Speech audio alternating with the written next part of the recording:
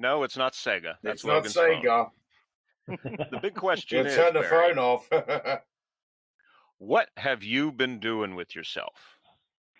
Well, as the past, to keep myself relevant, I've been actually doing a lot of meet and greets, and I also do wrestling seminars as far as talking about the business inside and out. It's not all about being in the squared circle. It's about conducting yourself as a professional athlete before you get into that ring, after you get out of that ring. Beware of your surroundings and what you're doing, and also hands-on with amateur and pro wrestling. And I'm seeking basically a coach's job to mentor young wrestlers, like when I first got broken into business with a major company. And I don't mean it, and I don't mean Impact. I said a major company. Yeah, we have the same view on that wrestling organization. Yeah, that company, they just don't know how to return a phone call. So you could imagine they don't know how to pay you either. So no, I don't have time for jabroni outfits. Love it. Wow. So there's something, digging right into this, Barry. Uh-huh. We're going to go into the time machine and go back in time here.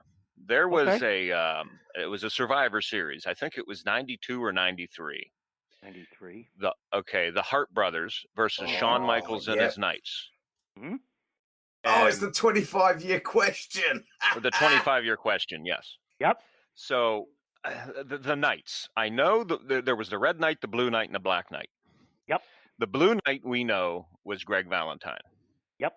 Now, as Conrad and I always say this, as Conrad and Bruce Pritchard always say, rumor and innuendo have you were the Red Knight. Is that correct? Right. Exactly. You were the Red Knight. Okay. Mystery solved. No need to call the Scooby Gang. Two questions here real quick. Sure. How did they approach you saying they wanted you to be a Red Knight and Shawn Michaels' gang to go against the Hart brothers? And two, I've been wanting to know this for 25 flipping years. Who was the Black Knight? Okay. Let's just start off with that real quick. The Black Knight was Jeff Gaylord. Okay. Jeff Gaylord's claim to fame is he was a Missouri Tiger. He was on the Bob Hope team. Hell of a football player. Hell of a build. His work was so-so, but he's a nice guy. And he filled in. He used to work mostly the Memphis territory for Jerry Jarrett, which, by the way, is one of my favorite promoters, him and Otto Wantz, as far as being fair and not judging you, only judging you by your ability and not whose son you are or who you know or who you blow or what have you, So anyway, so getting back to that story, it's very enlightening and it's really cool, really cool. It's the Boston Gardens, which is one of my favorite iconic buildings. It's a huge building for the WWF. As far as hatred and a heel, I would say Boston Gardens, Madison Square Gardens, Philadelphia Spectrum, which where they filmed Rocky 1 at. Brutal fans, brutal towards the heels, which is good. That was, back in the day. And I get there. Everybody has to be there at pay-per-views when you're under contract, no matter what. And I think it's like 2:00 in the afternoon. Somebody comes up to me. Terry Funk was supposed to be the Red Knight. So I'm very flattered that I'm taking Terry Funk's place. He's an iconic wrestling heel.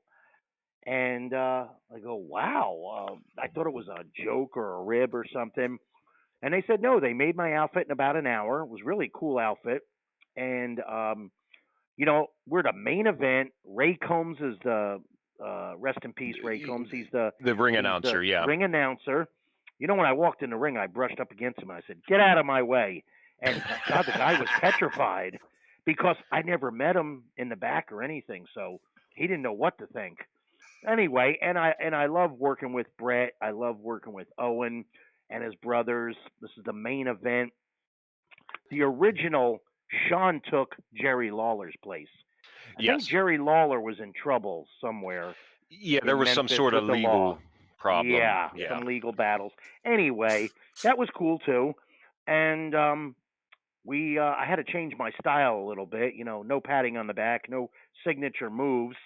I mostly stayed in there with Owen because according to the internet, I've wrestled Owen Hart more than anybody in this world, as far as numerous times. Because remember now, I wrestled Owen Hart when he first came in. I wrestled King Owen Hart, wrestled him when he was tag team with his brother, when he was with Jim Neidhart, when he was with Coco Beware, when he was the Blue Blazer 1 and 2. Yeah.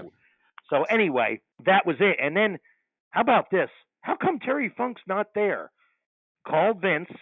Now you can quote me on this, but this is what I was told. Tells Vince, can't make it. My horse is sick. What? Wow. Yeah. Now, probably really, Terry Funk's probably well off, and he probably does have some, who knows, some high end horses. Horses, I mean, I don't know a lot about them, but I do know Neither do I. they could get expensive. And living in Amarillo, they're probably, choice animals and horses. So I don't know that whole gist of that, but I was happy to do that, and I think I got a concussion in that match too, if I'm not mistaken. It was totally. I know it was an accident. These things do happen. Sometimes you're the main event. You're sold out. You get hepped up, and sometimes it just happens. It's as long as it doesn't happen constantly, and you wind up like Mabel, hurting everybody. And Oh, geez. although he never hurt me, so I Right. like the guy. But anyway.